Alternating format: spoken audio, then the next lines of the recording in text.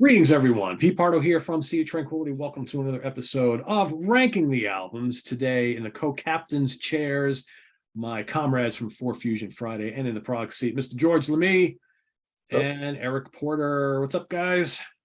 How you doing? Good. Ready to talk some Derek Sherinian today? Eric's always ready for that. Eric is always ready. We know how much Eric loves Derek. I love Derek too. Derek's a cool guy. And this is a really good catalog, a ridiculously hard catalog to rank, because I could probably make a case for any one of these being top album or top 3. And I think they're all slightly different only because of the people who play on them, but some of them are similar because of the people who play on them. Does that make any sense? Yeah. But it was fun re-listening to this catalog again. A lot of great stuff here. I would say no bad albums. Yeah. All really solid to great albums, I think. So we got 9 of them. So we're going to start at number 9 and work our way back. We'll have Eric kick us off with his number 9, and then we'll go round and round till we get to number 1. All right. Well, like you said, you know how much I like Derek. And, before we got started, I just wanted to say kind of what you had said, Pete. It's amazing how consistent I think his albums are. And there are differences. And I heard George mention that supposedly his next one is going to be more of a fusion or a pure fusion record, which that should be really interesting. But I think for me, when I went through these, it's a lot to take in, mostly instrumental, probably 95% instrumental music. And I think for me, you can't knock any of these players. It's more stylistically. And I found the albums that I really gravitated to contain my favorite players, and probably guitar players mostly. But I'm going with number 9. I'm going with Blood of the Snake. And again, excellent record. I think with this one, for me, it's I know John Petrucci's on the opening track. I tried to go through and kind of comment on my favorites, and interestingly enough, the 2 favorites I had were Phantom Shuffle, which has sax, and I think that gave it a different flavor. This is kind of his heavier period to me. There's a few albums here that got really heavy, and obviously the guitar players, Yngwie's on this, Zach, who appears on a lot of it. Obviously he loves playing with Zach, but I think stylistically Zach might be my least favorite of the players he has on all his albums. The squeals and everything else kind of get to me after a while. But I think the thing with Derek is I feel like he's got a good vision with his music, and he knows, he writes a song and I'm sure he's going, I want Zach for that tune, and I want Steve Lukather for this tune. I just get that feeling that he really knows when he writes these songs, these are the guys I want. And obviously he gets the best. I think, like I said, Phantom Shuffle, On the Moon was Brad Gillis. That's another one that I really like. That one also had sax, which was kind of interesting to me. I'm like, I'm picking these out, and I'm like, those ended up being my 2 favorites from that record. And I think that's 2006. So it's kind of in the middle of his catalog, maybe his 5th release, if I'm not mistaken, 4th or 5th release as a solo artist. Yeah, fifth album. Yeah. Okay. So, yeah, that's my number 9 is Blood of the Snake. Cool. George? My number 9 is 2001's Inertia. It's the only one I don't own. I used to, but after I had like 4 or 5 of these, it kind of felt less than to me. Felt like I wouldn't be spinning it very much. I didn't want it just sitting on the shelf. I think I ended up trading it. The opener title track is cool, but then I don't really get excited about another track until Astroglide, which is a really great song. Yeah. Anytime you see Jerry Goodman on here, those are going to be the good tunes, as it turns out. Rhapsody in Black kicks ass also. Planet X vibes on that one. I don't like the covers here. I never have liked Goodbye Pork Pie Hat, anybody's version of it really. And I'm like the only instrumental rock fan that doesn't really like Frankenstein. I don't know, maybe I'm FM fatigued on that song, but I never really dug it that much. This album is the only one I would say for me is just, it's okay. It's pretty good. I can't get excited about it, but that's my number 9. Okay. My number 9 is 2004's Mythology, 4th album. So we got, I'm going to name the crew on all of these albums because I took detailed notes. I want to make sure folks have a good understanding of who plays on these albums. So you got Simon Phillips and Brian Tichy on drums, Zach Wilde, Steve Stevens, Alan Holdsworth, John Sykes, and Steve Lukather on guitars, Tony Franklin, Marco Mendoza, Rufus Philpott on bass, and Jerry Goodman on violin. The interesting thing, Eric was bringing up a good point. I think some of these albums, especially the mid-period albums with Zach Wilde on them, for some reason, it's almost like Derek says, all right, come and do my album. We'll do a couple Black Label Society songs, except with me doing keyboard solos. And I've always been kind of like, well, why? Right? That's what we have Black Label Society for, right? Why invite, because Zach likes a lot of different stuff. Why bring him into your project to do the same shit that he's doing over there? Not that it's bad, because I mean, the River Song is doomy and just crushing like Black Label Society stuff. I love Black Label Society. I like this song. I just don't know if I want to hear it on these albums. But that being said, you got some wicked stuff on here. Day of the Dead has got these kind of big riffs from Zach, and then amazing solos from Holdsworth and Goodman and Derek and Zach as well. Great song. Alpha Burst. Steve Stevens shines on all these albums that he appears on. He is like such a player. God of War. Oh my God, John Sykes, a rare sighting of John Sykes. Yes. But it's kind of cool, right? It's the only song he appears on. Gee, what a surprise. El Flamingo Suave. Again, some really good picking from Stevens on that. Not crazy about the bluesy going to church. It's okay. Although Lukather completely wails on it. He's great on that. Yeah, Lukather's such an amazing player. He's so good. A View from the Sky is kind of like a tribute to Jeff Beck. There's lots of little odes to, like, I wore this shirt for a reason today. There's a lot of little odes to like those two 70s albums from Jeff Beck, as well as There and Back. Was that still 70s? Was it 79? I forget what year that came out. But yeah, I think that Derek is a big Beck fan. Stevens is a big Beck fan. Lukather's a big Beck fan. So I think there's reasons why he brings these guys in. But yeah, I think it's a solid record. The highs are really high. The rest is kind of average, but I think, you can't go wrong with the performances on any of these albums. It's a matter of whether you like the material or not. So it's the bottom for me, but it's still really good. So that's my number 9. All right, my number 8 is Black Utopia. And again, I did the same thing that you did. I ended up writing down. So I think on this one, we have DiMeola, Malmsteen, Zach again, Lukather, Goodman's on here, Tony Franklin, Billy Sheehan. For some reason, I didn't write down drummer. I don't know if it's Simon Phillips on everything or if looks like Simon Phillips is Simon Phillips. Yep. Okay. Yeah, he's on I think all but 2 of these, and that's Virgil Donati plays on the 2 that he's not on. In this one again, I feel like it's more in his heavier period. There's probably 4 or 5 records that are in that. For me, again, I think my 2 favorites were Stony Days, which is Steve Lukather, and Star Cycle, which, I know George mentioned that with Inertia is a cover of a Jan Hammer, I believe. But again, that's Lukather to me. And I'm glad you mentioned Steve Stevens too, Pete, because those are 2 guys. Lukather, obviously, everyone talks about how great he is. Now, I wasn't a big Toto fan, but I knew the radio songs, and obviously you could tell he's a good player. To me, if I was to pull 2 guys out from all these records, and the big surprise to me was Steve Stevens. Not that not that it's a surprise. These guys are pros, but I just couldn't believe that I'm sitting there going, and I have a limited knowledge of the Billy Idol stuff, but I'm like, God, he's fantastic. Yeah. I love Steve. So those are probably my 2 favorites of all the guys he's had that I enjoy listening to. So those are my 2 favorites from Black Utopia. This was 2003. This might have been his 3rd, I think, because it's Planet X, Inertia, and then I think third Utopia. And again, this one has some really heavy stuff. Interesting, I think is it Sons of Anu has DiMeola and Zach Wilde, which is quite a contrast in styles, but that's a really heavy tune that I think works. I think Jerry Goodman's also on that.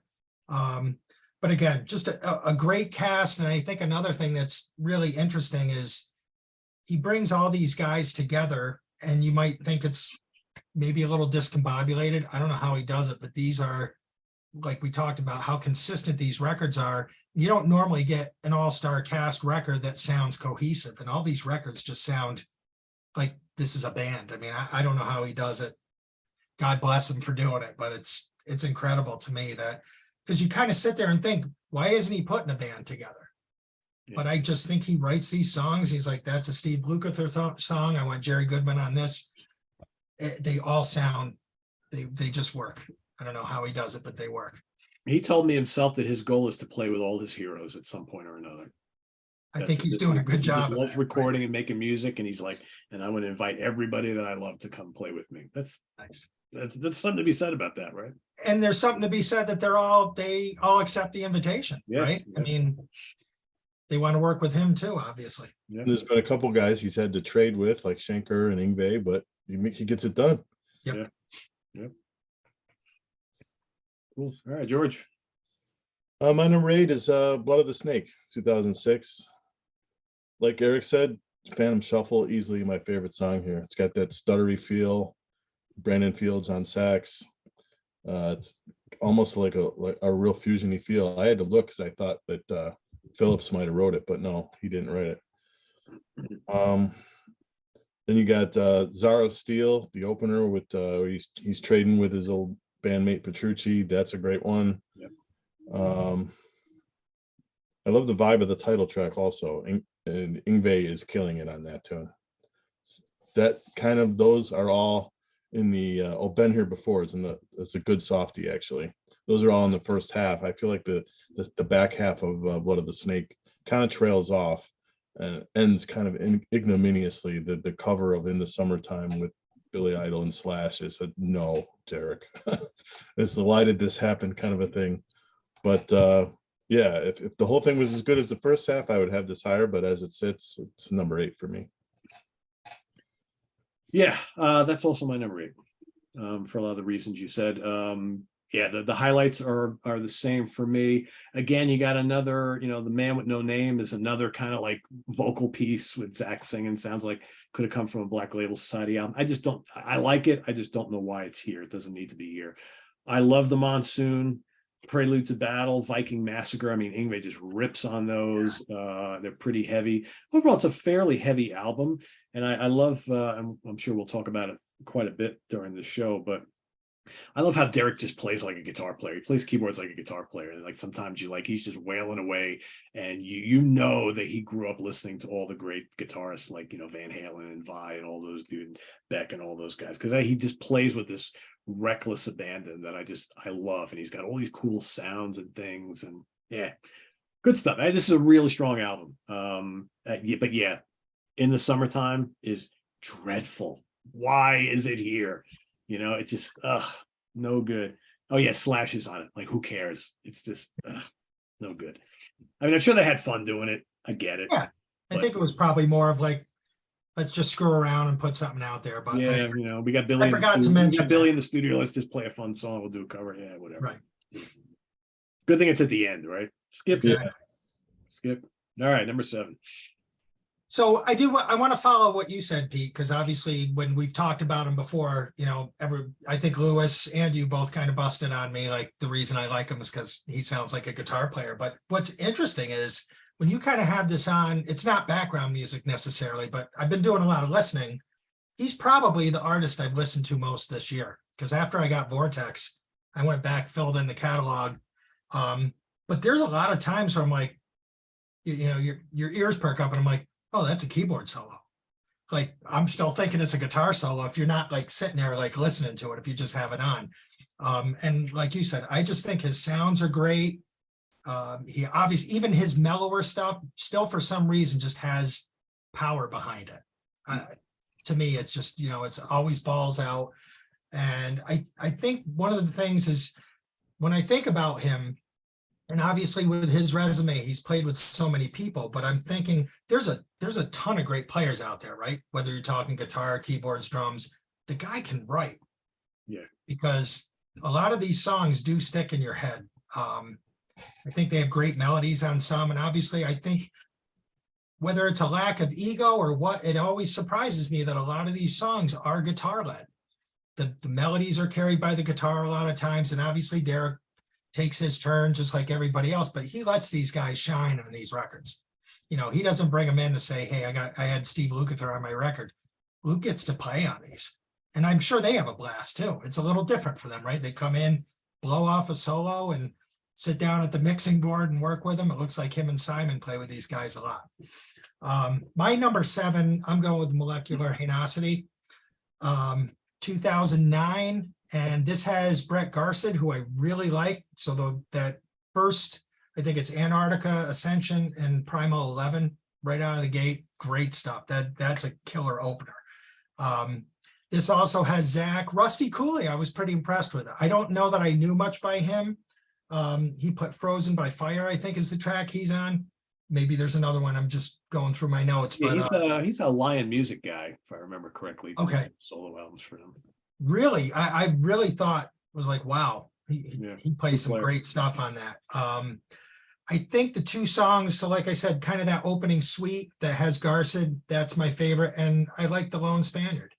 That was another one that kind of really stuck out to me. And I like that because I think you know, he always throws a song or 2 in where it kind of like, oh, that's kind of different from the rest of the record, but those things stand out too. This one also has a vocal. So I don't know Black Label Society. You got, does Zach sing in that band, or is that okay? And because to me, and I could be way off base, but you can throw it. So obviously on these records Zach is on, he usually, there's a vocal song on most of the records he plays. He Basically, kind of Eric, thing, right? Take So Far Gone from this album. Okay. Right? It's Yep. doomy, it's, you know, dirgy, big riffs and his vocals. That's basically a Black Label Society song. Okay. Just take Derek Sherinian out of it. Okay. That's Black Label Society. All right.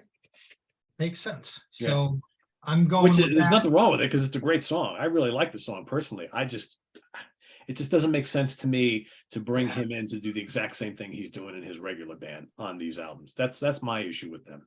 I get it. And, you know, I think that's more Derek just trying to be nice to Zach and say, yeah, come in, we'll do stuff that you like to do, and I'll play some keyboard solos in it, which, you know, all right, whatever. But I just don't know if they're needed on these albums as good as they are, right? Takes a little stress off. He's got 1 or 2. I only got 7 songs. Anybody got anything, right? Right, you know. Because actually, you know, you put a lot of these songs together that feature Zach into one album, you got a pretty damn good Black Label Society album, featuring guest star Derek Sherinian, right? My number 7 is 2011's Oceana. Derek has always had an open admiration for Jeff Beck, but I think it may be a little overboard on this one for me. I like those Jeff Beck albums that everybody likes too, but they're not my sweet spot for fusion or 70s. You know, I don't like them as much as you guys do probably, and I think you're going to have this higher because of that. Still, there's good tracks to be had here. What do I got here? Oh, Mercury 7 is smoking. Killer work from McAlpine. Obviously, the song is in 7. I always like odd meter stuff, so that one works for me. My other go-to track is a co-write with Stevens, Ghost Runner, which is actually not one of his flamenco-y tunes that he often turns in here. It's more of a prog instrumental, but it's really cool. In the end, though, those end up being standouts. And then there's this one's a little ballady. There's like 3 ballads on this one that none of which hit the spot for me, so I've got it at 7. More on that later. All right, my number 7 is Molecular Henosity, 6th album, 2009. You know, I'll echo pretty much everything Eric said. I think this is a strong album. Lots of good stuff on here. Who is this? What's his name again? Taka Minamino? Yes, I think so. Never heard of him before or since. He's Really? amazing. He sounds like Yngwie so much. Wow, like Yngwie mixed with a little Akira Takasaki, man. Holy cow. The Lone Spaniard and the title track just it got blazed on those. I mean, I hadn't listened to this in a while, and I'm like playing. I'm like, I didn't know Yngwie was on this album. I'm like, no, who's this Taco guy? It's like, yeah, this really good stuff. I love what Eric brought up about the opening trio of songs, which basically has the Sherinian, Garcid, Donati kind of formation. Who plays bass? Johnson plays bass on those. Yeah. I mean, that's a pretty tight band right there. And I think that I probably could have heard a whole album's worth from those guys. And obviously we know that, yeah, exactly, with the Planet X connection, right? Yeah. But yeah, that's how good that stuff is. I mean, that's a great way to start off this album. That's really, really strong stuff. But I find there's a lot of really good, strong songs on here. But again, you got the one Black Label Society song, like we talked about, which is good, but it's just like, it just doesn't belong here.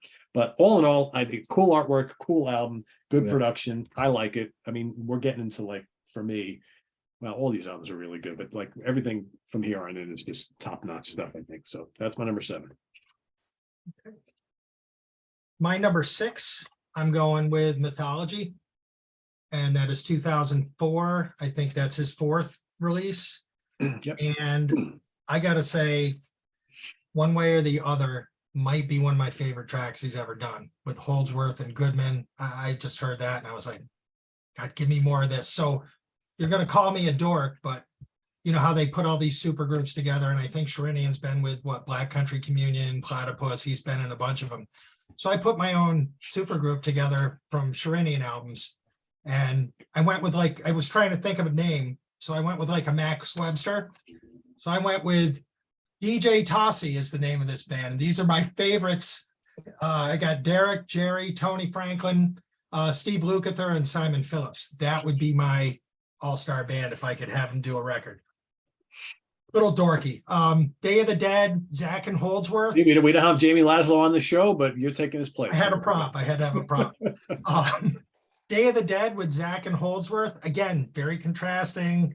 The Holdsworth section, killer. Alpha Burst, Steve Stevens. That's a great one. Like I said, One Way or the Other might be one of my favorite tracks on any Sherinian record. I like View from the Sky, another kind of that very tasteful playing from Stevens. The River, Pete, for me, I just, you know, I'll say what I always say. The vocal just doesn't do it for me on that one.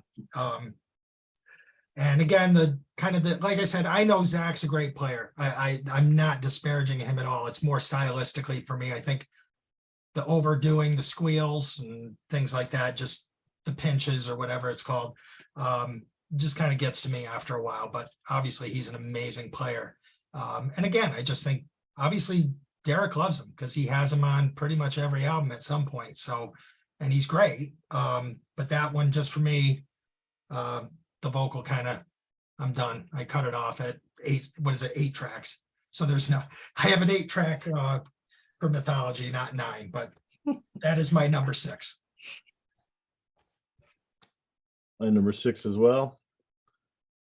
I'm sure we're all going to say the Jerry Goodman tune, One Way or the Other. That's the one. It's got that unison line, got Holdsworth on it. You can't ask for more than that. The Latin tune, El Flamingo Suave, all the Latin stuff that ends up on these records is always really good. You love that stuff, George. Always. Stevens brings the flamenco heat, man. I mean, he just sounds great doing that stuff. He really does. And you got to mention Day of the Dead. Getting Holdsworth to solo over a metal progression, I mean, that's something a lot of people probably wanted to hear, and it just turns out great. Not if there's one tune I'm not a fan of, Going to Church. Gospel music and me don't get along very well, but I would say that the ratio here has got to be at least 2 to 1 ass kickers to songs that are just chill. So, I mean, can't argue with that. Number 6.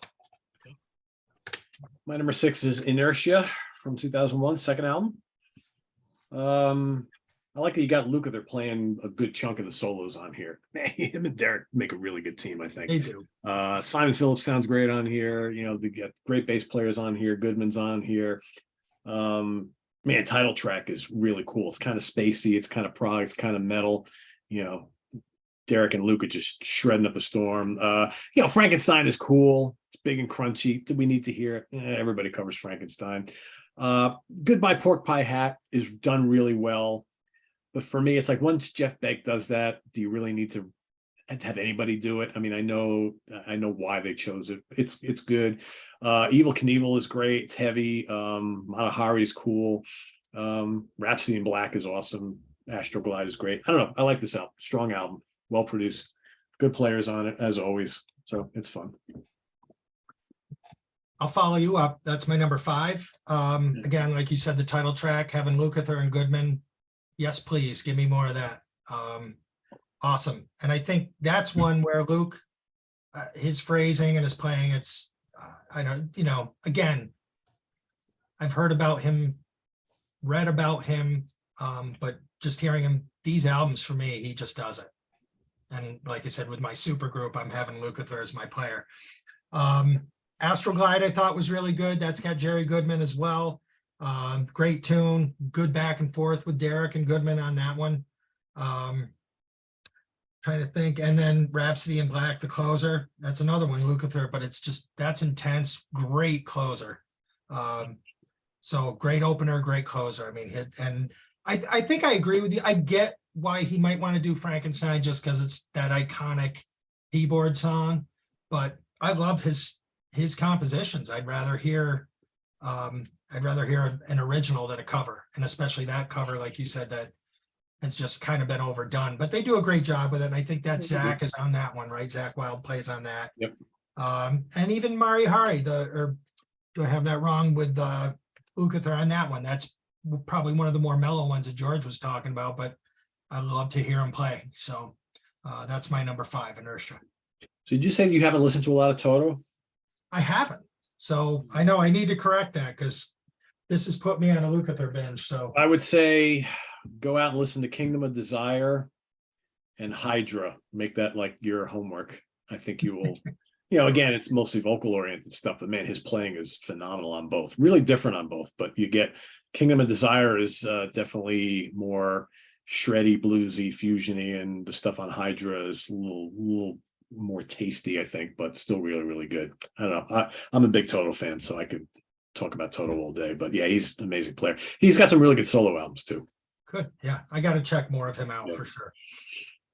He also did it was an album, or was it just a DVD? I don't remember. Him and Larry Carlton, which is great, from like the 90s. Yeah, I don't know if they released it on CD, but I know I have the DVD.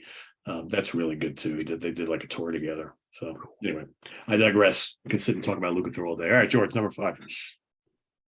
Number 5, Black Utopia. For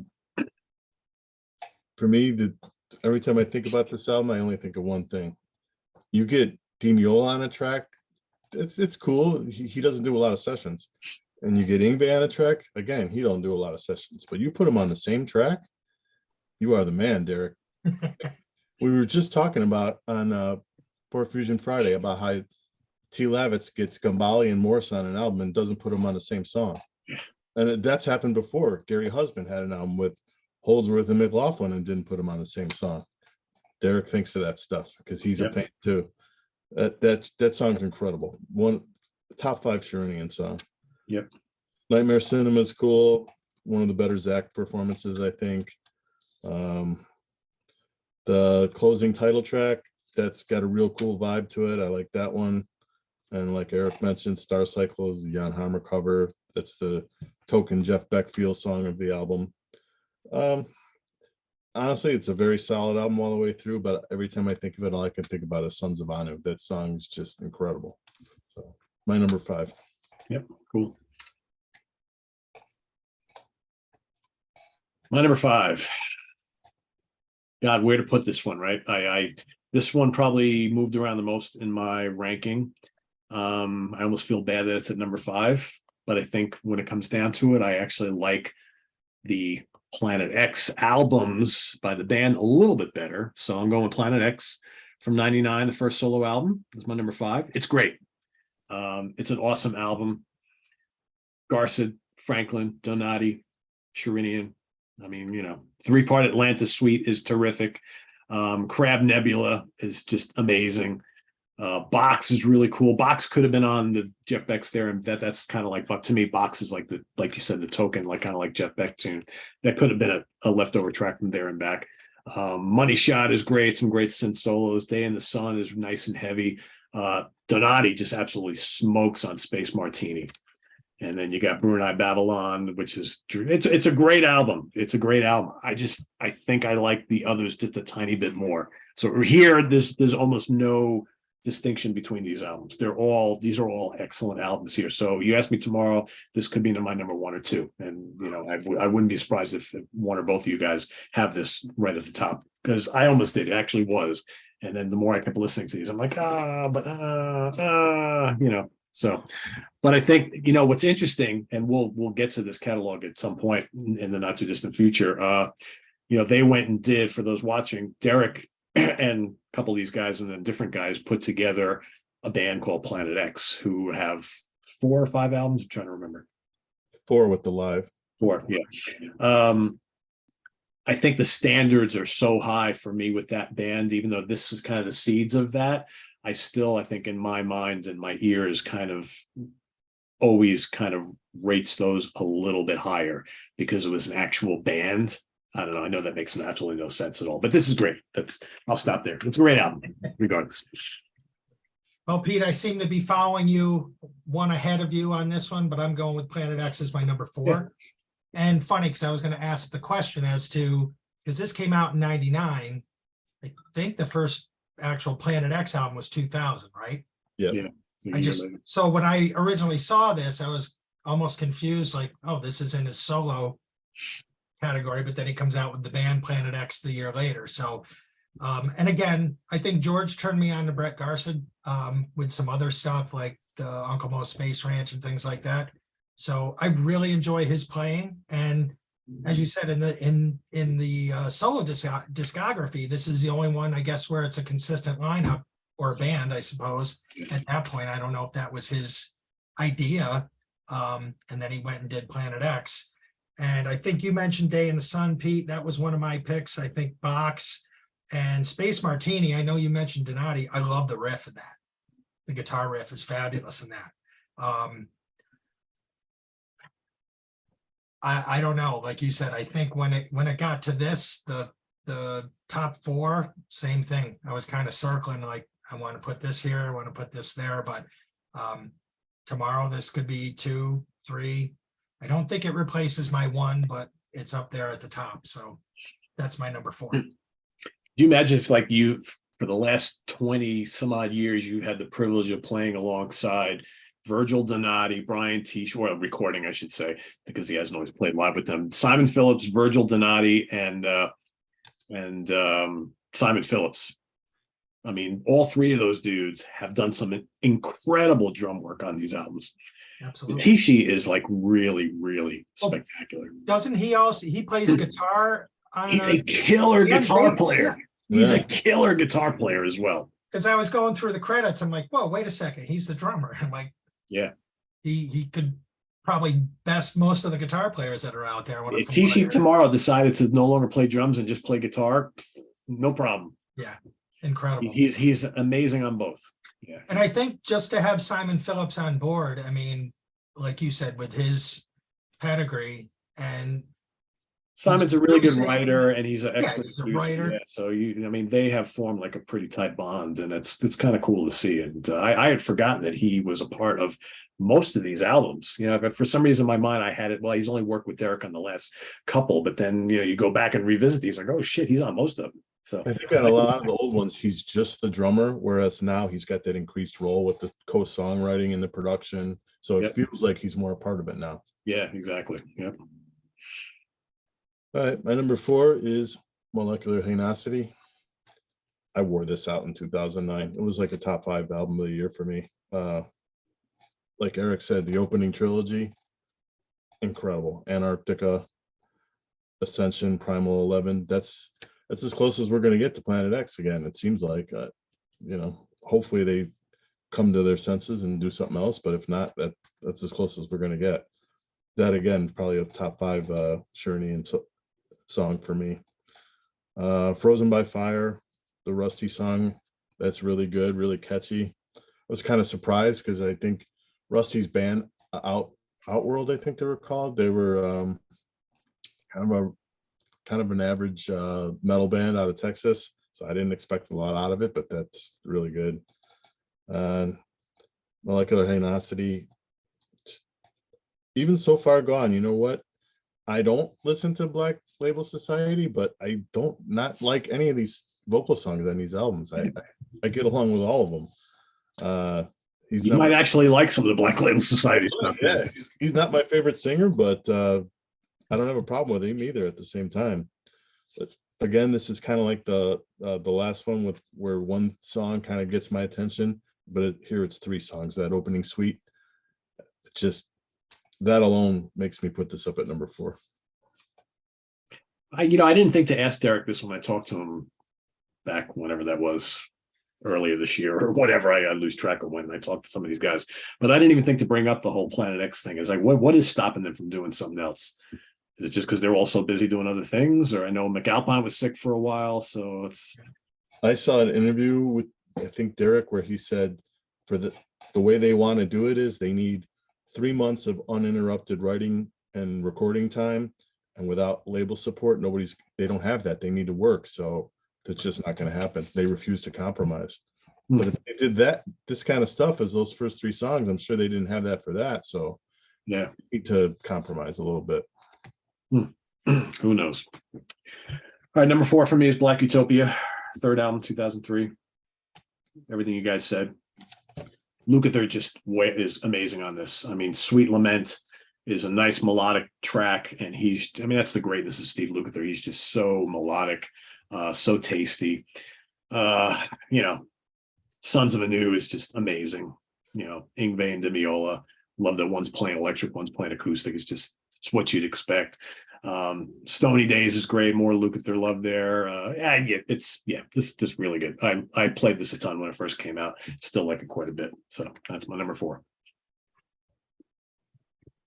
All right, my number 3, I'm going with the Phoenix. And this one kind of, Pete, as you had rambled off on the other ones with players, Zach, Bumblefoot's the guy that kind of impressed me on this one. Again, I've heard his name a million times. I don't know how much I've actually heard of his playing.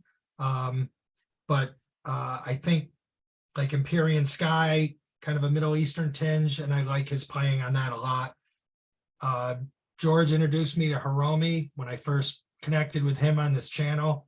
And I know he always refers to Derek's piano pieces kind of as his Hiromi thing, but I love Dragonfly. I think that's great. I'd like to hear more of that stuff, actually. I think it's just very cool. And I think the other one that I really liked, Temple of Helios, again, has Bumblefoot, but it's got that Rhodes going, and another amazing guitar playing from him on that track. And I think Billy Sheehan's on here, Ernest Tibbs, who's in Simon Phillips' band. I think this is exclusively Simon on drums on this record. Yep. Tony Franklin plays bass, and I'm not familiar with the other Kiko Lorio, I think. Here. Megadeth. Yeah. Megadeth, okay. Not familiar with him, but he plays I think it's a cool acoustic track on here too. But I love this record. This is one of the ones that is on repeat a lot when I reach for him. So that's my number 3. Yeah, these top 3 are where the rubber meets the road, man. This was the hard part for me. My number 3 is Vortex. Obviously, we've been talking about this a lot lately. The standard killer opener title track, that's a total earworm. You got the piano tune, Scorpion, the trio piece. It's supposedly going to formulate his direction going on the next records. We'll see. 7 Seas is my favorite. It's in 7. We brought in Jeff Berlin. That's a first timer for him. Jeff Berlin is on the track. Another first timer on Nomad's Land, Mike Stern. That's a fusion tune that Simon wrote. That's cool. And the closing epic is good. Aurora Australis, 11-minute song, really good. I mean, we all having it ranked high this year because it's really good. And I'm not going to say anything different now. So it's my number 3. My number 3 is the Phoenix, 2020, 8th album. Yeah, I listened to this a ton when it first came out. Got some great players on here. Got Zach on here, Bumblefoot. Vi is on here. Vi is on Clouds of Ganymede, which I think is pretty terrific, a little bit different, kind of symphonic type track. Kiko's on here, Bonamassa is on here, Billy Sheehan's on here, Jimmy Johnson, Tony Franklin, Ernest Tibbs. I mean, great group of guys on here. Empyrean Sky is amazing. Octopus Pedigree is really cool. You got Thal and Derek trading off. Every song in here is really strong. I even like Pasadeo, which is the last song that's got Kiko on it. Crushing song, nice soloing on here. The Phoenix is terrific. Yeah, really strong album. This almost was higher for me. I will echo George's statement that for me the top three are really difficult. Almost nothing separates them. But I think I said that for my top five as well. So it's a really good catalog here. All right. Well, I will go with, for my number 2 from 2011, I'm going with Oceana. And that's the cover. And I had Ghost Runner, which is a Steve Stevens track, and El Camino Diablo, which is Doug Aldrich. Those were the two that kind of hit me. And again, Aldrich isn't somebody that I'm all that familiar with, but I thought that was a killer track from him. I love the guitarists on here. You got Tony McAlpine, you got Steve Lukather, Steve Stevens, Bonamassa's on a track, and Doug Aldrich. I think that's everybody that appears on this record. Again, Simon Phillips, I think, plays all the drums on this one. But just, I don't know. This one I really enjoyed, and I kind of worked my way backwards. I mean, I had the Phoenix and Inertia, I want to say. And then when I reviewed Vortex this year for the site, I was like, why haven't I been listening to this stuff more? I went back and listened to those two, and then I kind of went back and worked my way through the catalog. So, and this one, I really enjoyed this. I think Euphoria too is a nice one. It's just, I like the pacing of his records too, because you'll get smacked in the face and then he throws something in there that I want to say pulls back a little bit, but like I said, I think even his mellower stuff still is pretty ballsy for the most part. So, just a great record, great players. Oceana for number 3. And number 2 is Planet X. Or 2, sorry. It's important to remember the context of this. In 1999, he's out of Dream Theater, and a lot of Dream Theater fan internet know-nothings blamed him for the relative commerciality of their last album with him, Falling Into Infinity. Because of course Mike and John would let the new keyboard player come in and dictate that they have 4 ballads on an album, right? You know, Right. It's not gonna happen. But Never mind a record label who wants a hit album, right? God forbid. that's got nothing to do with it. It's the keyboard player. Get him, you know. But no one really knew what this was going to sound like. When it got out that he signed a solo album contract, a lot of people doubted the progressive nature of it. It was on Inside Out, or no, Magna Carta. No doubts, as soon as Atlantis starts, man, this is heavyweight stuff. Again, another killer trilogy of tunes. Just, I can't tell you how much I played this. Crab Nebulae, that riff is just, it's a great groove. And you got 2 old school like double bass shuffles a la Quadrant 4 kind of stuff with Money Shot and Space Martini. That's just incredible. I mean, this kind of introduced the world to Donati too. The Donati was pretty much nobody at this time too. So this really hit hard for a lot of people. For me, you said your Sherinian All-Star Band. For me, Garcia would be the guitar player, because I just think he fits what the sound that they're trying to get. He fits it so good. I don't know if he's, if I would say he's head and shoulders technique wise above anybody else, but he's a fit. Yeah, it just, for me, this is I admit probably a little bit of a time and place thing, but I just love this album. So it's my number 2. My number 2 is Vortex. I'm not going to talk much about it because we've talked about this a lot on the channel this year. It's obviously ranked pretty high for most of us this year. But, when you got folks like Simon Phillips, Tony Franklin, Ernest Tibbs, Rick Farabracci, Jeff Berlin, Jimmy Johnson, Mike Stern, Bumblefoot, Michael Schenker, Steve Stevens, Nuno Betancourt, Joe Bonamassa, and Steve Lukather. you know it's going to be good. And it is. It's got loads of great songs. The production's spectacular. The songs are memorable. Yeah, I'm just going to stop there because it's that good.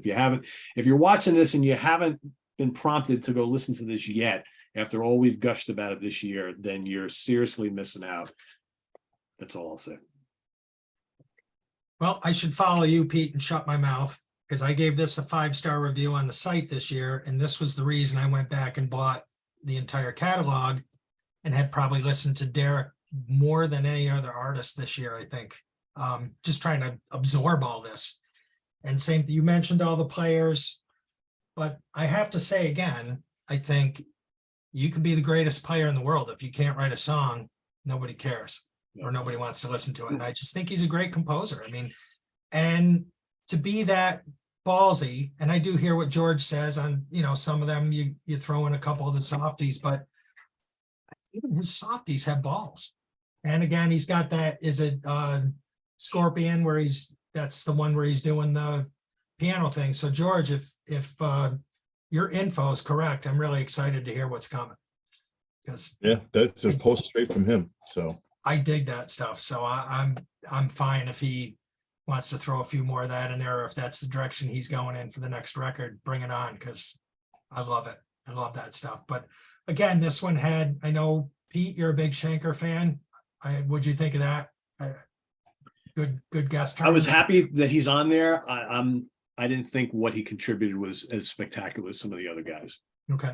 I love Schenker, but yeah, I was kind of like, I was a little not overly impressed, and I love Schenker, but I think the rest of the stuff is great.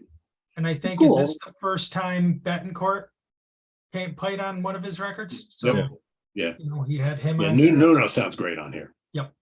And Steve Stevens, of course, and Luke. So and Bumblefoot. He's somebody who impresses me a lot, that I don't know much of his other stuff, but I think he does a great job on the tunes he's on. Yeah, Bumblefoot has proven to be a really good fit for this type of material, and I think they do similar type stuff, but more obviously vocal oriented in their other band, Sons of Apollo. So I want to hear more from Bumblefoot in this style, because I think he's really good. He's another one of those guys that this probably doesn't get mentioned enough, but he's a big time talent. Great. And number 1 is the Phoenix. Again, another blazing opener. Is anybody got a better track record of openers that come out and punch you in the face? I don't think so.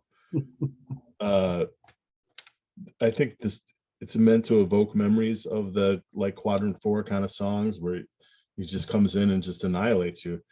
To me, that's the best the best work that he's ever gotten out of Zach. Zach kind of rips in that song. And he's got Sheehan on that one ripping too. So that's really good.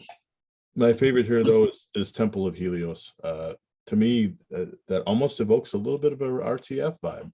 There's something about it that it links it to me in my head. Octopus Pedigree, like Pete said, that's another one. The Total Smoker, kind of a Derek classic kind of track, kind of incorporates everything that he does. 6 solo from Ron Thal and that. The closer with Kiko Lariero might be the best closer on any Derek album to me. That some of his, I don't think any of his closers are one of his best songs, but this one's really good. I like it's real heavy until the middle part, and he does a Spanish guitar part. That's great, and closes it out in fine form. I think it's a perfect album except for the Bonamassa vocal tune. It's okay. It's a Buddy Miles cover, I guess. I mean, that changes. It's all right, but I would just as soon have another instrumental. But really, not much to complain about. Yeah. My number 1 is Oceana from 2011. George hit the nail on the head. This to me is his kind of Planet X meets Jeff Beck Wired era. And I'm a huge fan of Jeff Beck Wired era blow by blow stuff, So yeah, and he's got obviously Lukather's on here, Tony McAlpine, and a lot of the same crew, and I guess they're all into that stuff too. So most of this album gives me that vibe, and that kind of makes me happy and gives me the warm and fuzzies. I think Doug Aldridge sounds great on here. It's cool to hear him in this kind of context as well, because he's normally more of like a kind of hard rock guy, but this is pretty cool. I mean, El Camino Diablo is amazing. You got what else? Mercury 7 is totally killer. 5 Elements, the whole thing is really good. I like Seven Sins is really good, really strong album for me. It was tough. The top 3 was kind of tough, but I think this one just, it's got that classic Beck vibe, which I really dig. So, and I know Derek's a fan, so. He's got several songs with 7 in the title, and they're all in 7. I feel like it's almost like they sit down and they say, let's write a song with 7. Yeah, why not? Right? Yeah. Because they can, right? Yeah. Exactly. They can. So there you have it, everybody. 9 albums from Derek Sherinian. Kind of different rankings, some similarities between the 3 of us, some differences, but I think we all can agree that there's lots to love in this catalog. So if you've never listened to any of these, you know what you got to do. Go out and investigate some of our top picks and see what you think, and report back into the comments below, and give us your assessment of the great Derek Sherinian and his cast of merry musicians here, because there's a lot of good ones on these albums. So that's right, a lot of good stuff. So thanks for watching, everybody. Visit us on the web at www.seaoftranquility.org. We're on Facebook, we're on YouTube, all together, all the damn time. For Eric Porter and George Lamie, I am Pete Pardo. Thanks for watching, everybody. Tune in tomorrow for the Hudson Valley Squares and more craziness for the rest of the week as we march our way into, happy 2023, everybody. We didn't even say that. Yeah, Happy New Year. Right, it is January 1st today. That's right. I totally forgot about that. Duh, I wonder why. Because we didn't tape it on January 1st. That's why. So thanks for watching, everybody. I am Pete Pardo, and we'll see you real soon here with more stuff. Take care.